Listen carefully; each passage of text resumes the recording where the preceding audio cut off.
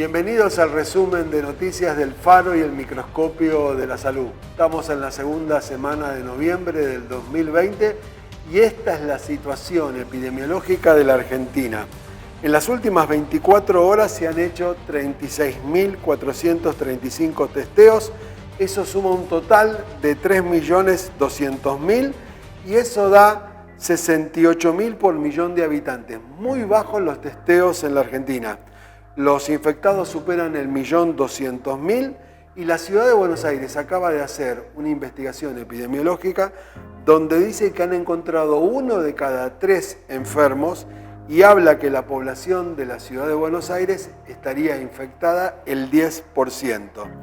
Tenemos por día entre 10.000 a 18.000 casos y tenemos más de 33.000 muertos.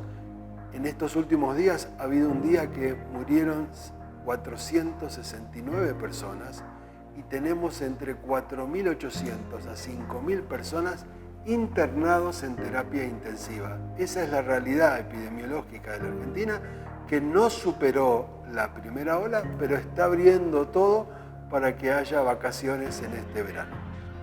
Una de las noticias de la semana fue que se reunió el Consejo Federal de Educación, donde expusieron cada uno de los ministros de Educación de las distintas provincias.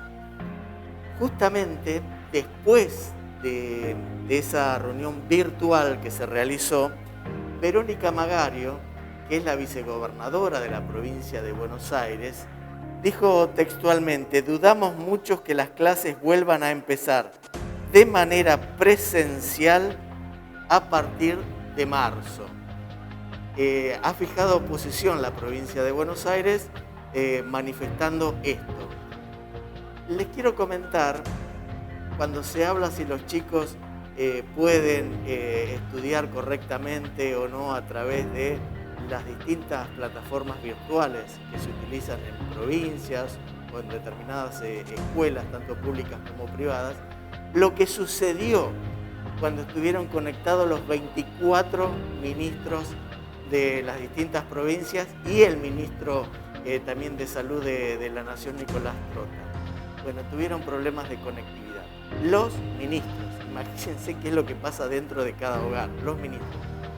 A tanto se llegó que el ministro de Educación de Formosa terminó hablando por teléfono, porque no lo podía hacer, porque no había conectividad, se les había caído la red de internet que estaba utilizando el ministro. Siguiendo con esta noticia que cuenta Andrés, la ciudad de Buenos Aires, su ministra Soledad Cunha, dice que las clases van a empezar en la ciudad de Buenos Aires, si lo permite la situación epidemiológica, presencialmente, todos los niveles, el 17 de febrero del 2021.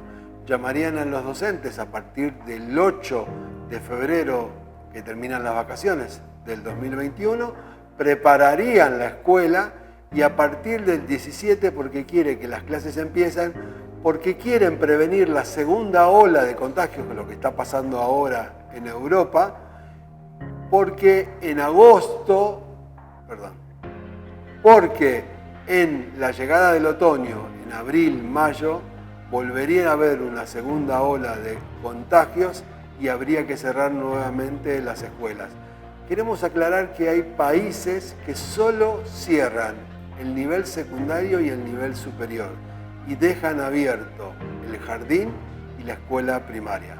Tendremos que ver qué pasa el año que viene con la educación, que este año no se ha dictado en la Argentina y ojalá que el año que viene lo podamos hacer. Siguiendo con este tema, en esta reunión del Consejo Federal de Educación, ahí la conclusión fue, Nicolás Trota dejó un poco librado a la decisión de cada una de las provincias de qué forma y cuándo es el mejor momento para retomar las clases presenciales, si es que esto se va a hacer. Dijimos que en la provincia de Buenos Aires están dudando eso. Pero hablando con fuentes muy cercanas al ministro Trota, lo que me decían es algo que hay que tener en cuenta y seguirlo muy de cerca. Es la actitud de los gremios, la posición de los gremios, que mayoritariamente están en desacuerdo con comenzar las clases presenciales. Un tema no menor, los gremios tienen mucho peso, los gremios de la educación, y sobre todo en la provincia de Buenos Aires, donde Baradel, en las últimas, Roberto Baradel, el titular de justamente de SUTEBA, de provincia de Buenos Aires, ya ha salido a hacer declaraciones muy fuertes diciendo que no están dadas las condiciones para que los maestros vuelvan a clase. Te contábamos la semana pasada que nosotros, si queremos ir a Luján, a la costa, no podemos, y el gobierno autorizó que los turistas de países limítrofes pueden ingresar a la Argentina. La verdad que hoy hay un caos de protocolos, te vamos a contar algunos, que empezarían las vacaciones de los argentinos. El protocolo para alojamientos turísticos y establecimientos gastronómicos son medidas de control para el ingreso y el egreso de los trabajadores y empleados. Todo el personal que tenga contacto con los huéspedes debe usar barbijo, no lo llamo tapabocas. Hay que digitalizar el check-in y el check-out. Hay que poner instalaciones de vidrio con mamparas. La circulación tiene que ser de un solo sentido. Las cartas de los restaurantes tienen que estar digitalizadas y plastificadas. Y el servicio de mesa tiene que ser con anticipación. Se cierran las áreas de juegos de chicos. ¿Qué tenés que tener para poder irte de vacaciones? Tenés que hacerte testeos, una declaración jurada, aplicaciones de trazabilidad y cupos, por ejemplo, para ir a la costa hay que bajar una app al celular que se llama Cuidar Verano. Hay que tener seguro de salud que incluya el coronavirus, una autorización de viaje y tenés que mostrar la reserva del alojamiento donde vas a estar. La verdad que cuando uno quiere armar las vacaciones es un tema muy complejo y habrá que ver cómo van a ir resolviéndose los controles y los check-in para poder hacer las vacaciones. Anclado a este tema también te queremos contar lo siguiente, y que son distintos reclamos que se están realizando, por ejemplo, en la costa atlántica y particularmente en el partido de la costa, donde se están realizando movilizaciones en reclamo de mejoras salariales, pero también para mejorar el sistema de salud, que es, dicen los trabajadores, paupérrimo. Tanto es así, lo voy a poner en potencial, que un altísimo funcionario o exfuncionario del partido de la costa que contrajo el coronavirus no se hizo atender en los hospitales justamente de la zona, sino que fue trasladado a la ciudad de Buenos Aires. Bien, corchete al margen, vamos a escuchar la palabra de Hernán Cultri. Él es camillero del Hospital de Santa Teresita, que está ubicado en la calle 41 y 16, y sobre este conflicto que está ocurriendo en plena pandemia y cuando se está justamente habilitando en la temporada estival, nos contaba esto.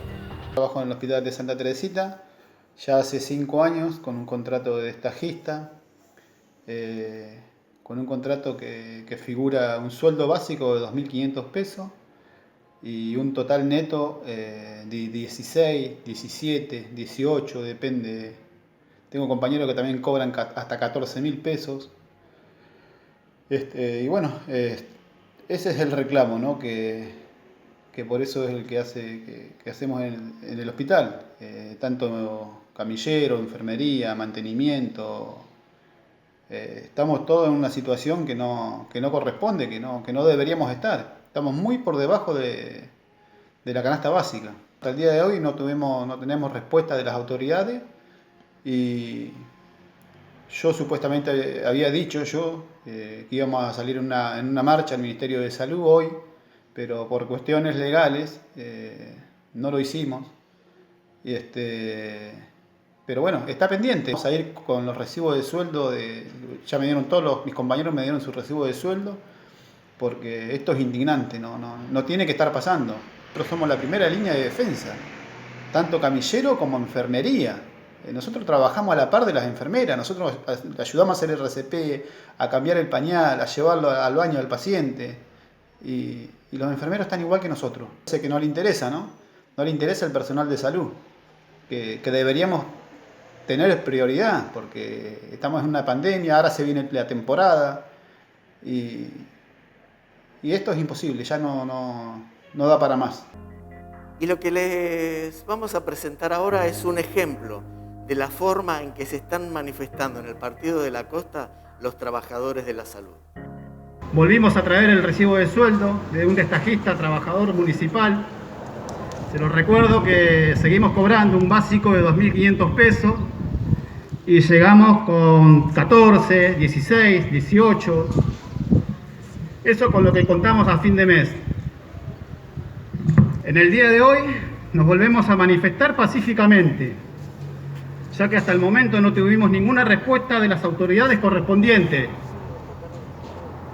Seguimos luchando por un sueldo digno, porque realmente no llegamos a fin de mes.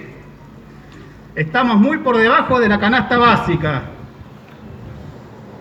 Hasta el momento, todas las marchas fueron a nivel local, siempre intentando que el municipio nos pueda dar una respuesta. Pero como hasta el día de hoy eso no pasó, queremos dejar en claro que vamos a seguir luchando. También quiero agregar que cuando se inauguraba este hospital, cuando se hacía la obra de este hospital, venía el señor intendente, acompañado de Cristian Cardoso, Rossi también. Está muy bonito el hospital, todo muy bonita la obra, pero se olvidaron del personal que trabajan acá adentro, nos abandonaron. Nada más, muchas gracias. Hay diversos estudios que se están realizando para ver cómo influye el coronavirus durante el embarazo y si provoca o no partos prematuros. Se ha hecho un estudio muy importante en mujeres hispanas mayores de 35 años que dice que tienen mayor riesgo y han encontrado que el riesgo de entrar a terapia intensiva es mayor al 10,5% con respecto a la mujer embarazada, que la que no está embarazada no llega al 4%. La mortalidad aumenta entre el 1,2 al 1,5 y el riesgo de parto prematuro de una mujer que tiene coronavirus está entre el 10 y el 13%. Atención con estos datos porque tendría influencia en la gravedad de la enfermedad, en la evolución y en el trastorno del embarazo y del parto, el coronavirus en mujeres embarazadas. Y también se está estudiando qué efectos puede tener en el bebé y en su nacimiento. A mi forma de ver, el gobierno nacional está comunicando muy mal el tema de las vacunas. El presidente de la Nación nos ha dicho, lo has escuchado vos, ustedes, prometiendo o diciendo, asegurando que a partir de diciembre, enero, comenzaría la vacunación en la Argentina. Más allá si es la vacuna rusa, la de Oxford o cualquier otra. Parecería en principio demasiado alentador y pretenciosa esta promesa o esta fecha, porque las vacunas, para ser aprobadas, necesitan transitar por varias fases. Y todavía la fase 3, la más importante, y ahora el doctor nos va a explicar si esto es así o no, todavía no está concluida en ninguna. Pero, ¿qué son las vacunas? ¿Cuáles son las fases? ¿Cuál es el proceso hasta llegar a la aprobación de las mismas? Mira, te lo contamos de esta forma. La primera es esta. Desarrollo, pruebas y reglamentos para las vacunas. El desarrollo de una vacuna es un proceso largo y complejo que a menudo tarda de 10 a 15 años e involucra la participación combinada de organizaciones públicas y privadas. El sistema actual para crear, probar y regular vacunas se creó durante el siglo XX, cuando los grupos involucrados estandarizaron sus procedimientos y reglamentos. Los primeros pasos son los siguientes. Es el estudio de laboratorio en animales.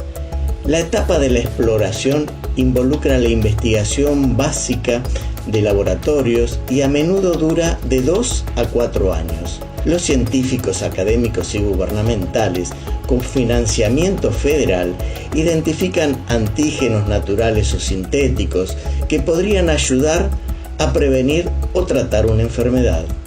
Para la aprobación de una vacuna son necesarias varias fases. Las metas de las pruebas de la fase 1 son evaluar la seguridad de la vacuna candidata y determinar el tipo y el alcance de la respuesta inmunológica que provoca la vacuna.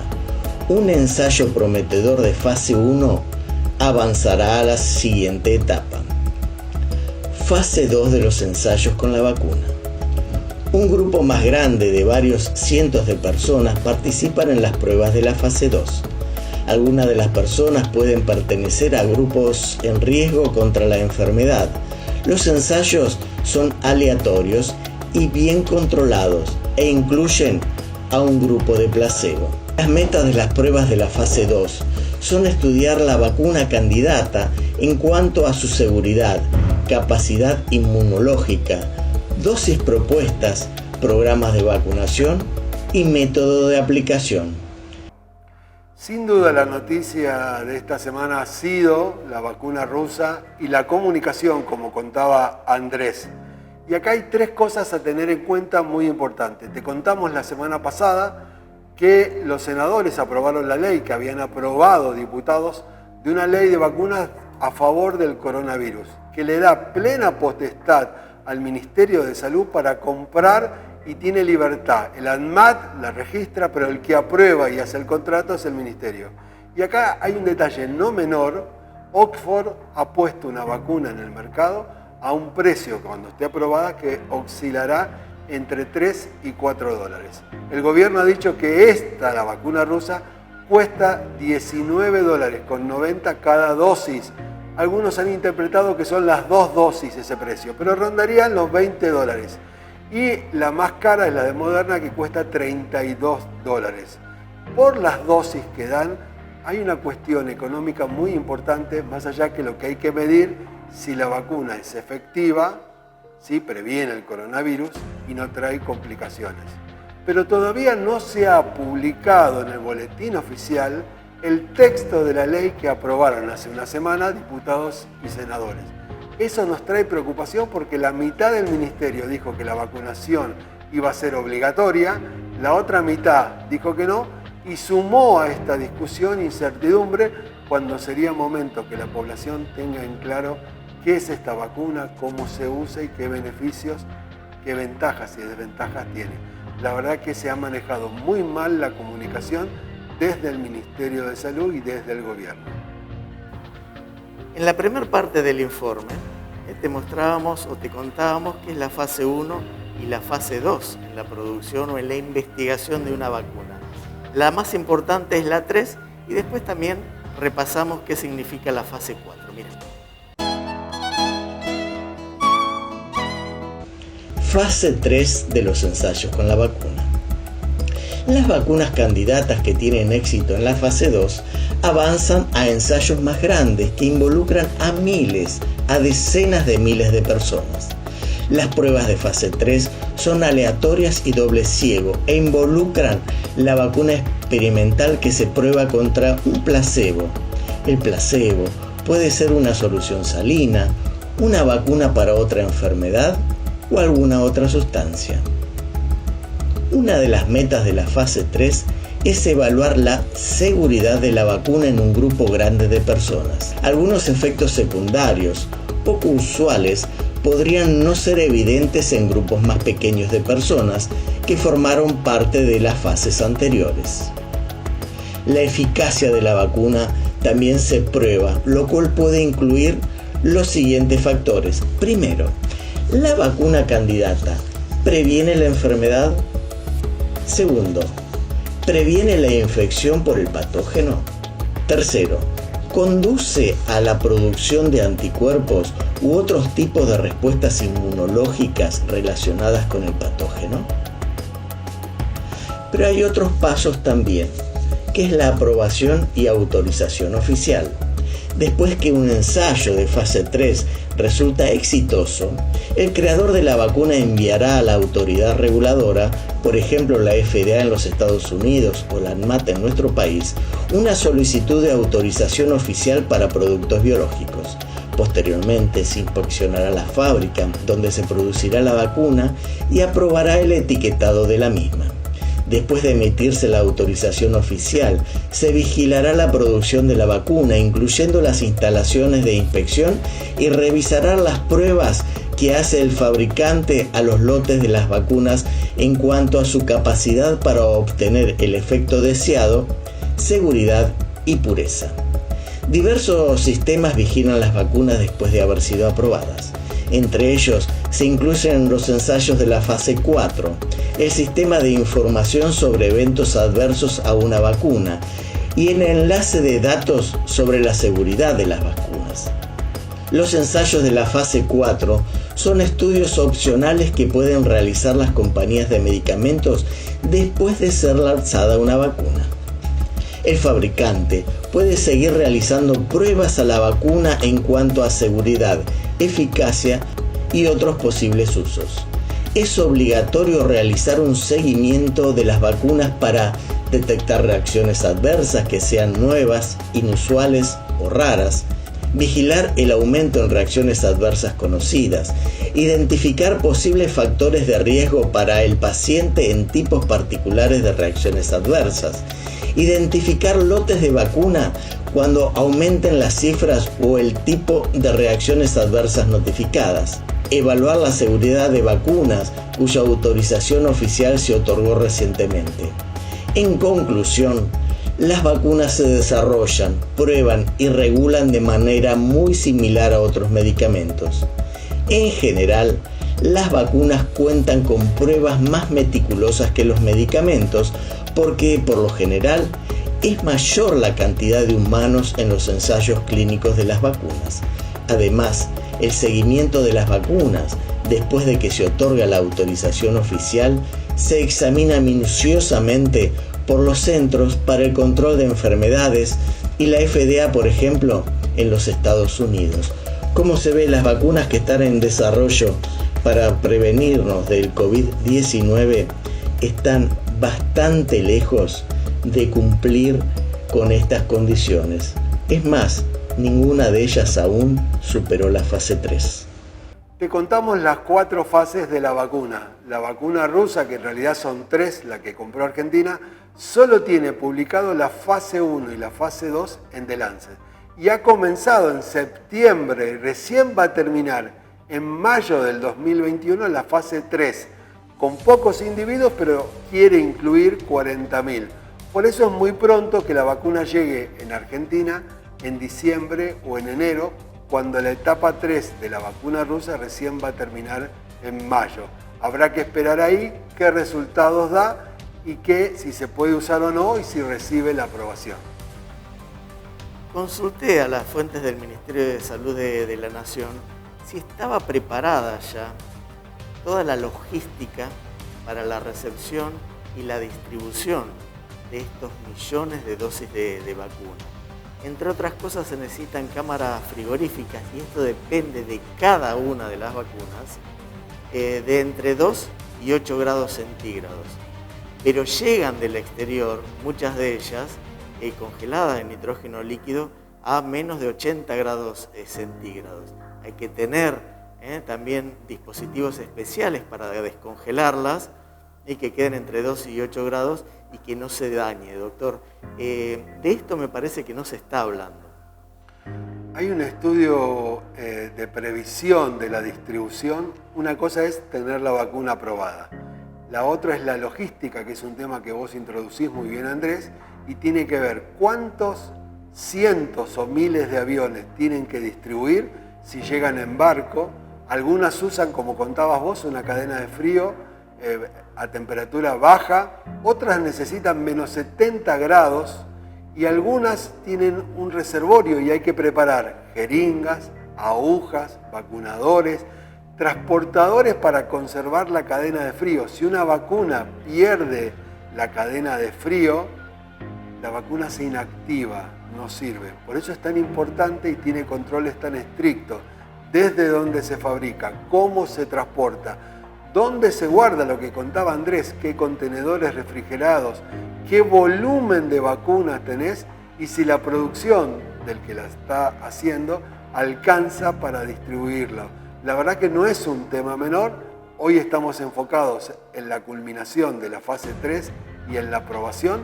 Recordemos que al día de hoy no hay, de las 11 vacunas, de las 216 totales, de las 11 que están en fase 3, no hay al día de hoy ninguna vacuna aprobada.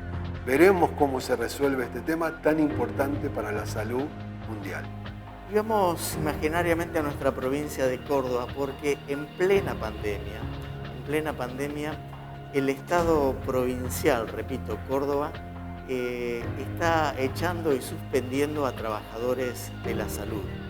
Esto lo están denunciando justamente los gremios, concretamente la Unión de Trabajadores de la Salud de Córdoba, que además de denunciar suspensiones y que están echando a trabajadores, están peleando, están reclamando una paritaria para la salud y reclaman un básico de 50.000 pesos, condiciones dignas de trabajo porque no los hay, y además algo que me parece que es una denuncia muy seria, y están asegurando que a partir del 27 de octubre, en la sala de hemodiálisis del Hospital Domingo Funes, se instalaron 3 camas de unidades de terapia intensiva sin las condiciones de bioseguridad completas o acorde, justamente para los trabajadores, pero también para los pacientes que serían internados allí, y esto tiene que ver con el desborde y la falta de camas de terapia intensiva en el sistema de salud cordobés. El rebrote de casos que hay en Europa, que le llamamos segunda ola o segundo contagio, tiene que ver con 2 circunstancias. Uno tiene que ver con los turistas que vuelven a su país y llevan el virus, y otro es que se ha encontrado en España, en Gran Bretaña, una mutación del virus que lo hace mucho más contagioso. Por suerte no aumenta la gravedad de la enfermedad, pero sí se propaga mucho más rápidamente, y hay casos de 50.000, 70.000 a 100.000 por día. Lo mismo está pasando en Estados Unidos. En conjunto con esto, Dinamarca va a sacrificar a millones de bisones por una mutación del coronavirus que infectó a 12 personas, obviamente humanas, pero esta mutación tiene miedo el ministro de Salud de Dinamarca que complique la vacuna y que haga que sea resistente, porque interfiere con los anticuerpos humanos. Dinamarca tiene la producción de pieles más importante, tiene más de 1.000 granjas donde se producen bisones para producir las pieles, y van a sacrificar a millones de bisones para evitar que la propagación del coronavirus genere una mutación que complique la llegada de la vacuna. Honda preocupación en Dinamarca, y una actividad que involucra a 6.000 personas que va a dejar de producir por esta contaminación que hay de coronavirus en los bisones. Estamos hablando y le dedicamos gran parte del programa de hoy al tema de la vacuna. ¿Va a estar lista? ¿Se va a poder vacunar diciembre o enero como nos prometió el presidente de la Nación? Miren, no sabemos, no somos magos, si esto va a ocurrir o no. Parecería que no, por todo lo que le estamos diciendo. Pero hay algo que hasta ahora el gobierno no ha tenido en cuenta, y tiene que ver toda la logística para la vacunación masiva. Les doy un simple ejemplo. En Inglaterra, en Gran Bretaña, por ejemplo, se va a vacunar de manera masiva a la población, y el gobierno quiere que sea en pocas semanas. Ahora, han pensado ellos y han diseñado y ya están elaborando los recintos donde esto se va a hacer. Porque ustedes imagínense en tu barrio, si querés. A ver, ¿dónde van a hacer la cola para la vacunación, por ejemplo? No hay tantos vacunatorios. Bien, en Inglaterra, ¿sabés qué están haciendo? Pequeños vacunatorios, cabinas móviles para instalar en las esquinas de los barrios, en las esquinas de las casas, donde van a ir las enfermeras para vacunar. Esto acá, en nuestro país, ni siquiera se pensó.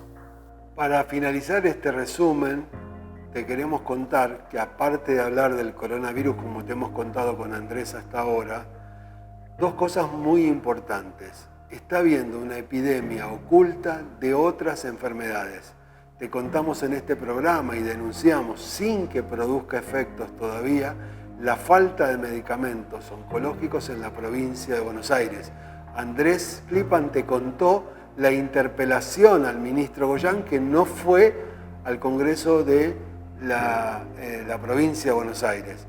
Y también mucha gente que quiere hacerse estudios de prevención, de diabetes, de hipertensión, de cáncer, de otras enfermedades, que están siendo desatendidas. Todavía no sabemos qué impacto tiene, pero han bajado las consultas entre un 50-60% y se ha dejado de operar cirugías que eran importantes en más del 70%. Hay otra epidemia oculta de enfermedad y muerte aparte del coronavirus y el sistema de salud le debe una respuesta a toda la población. Te esperamos la próxima semana.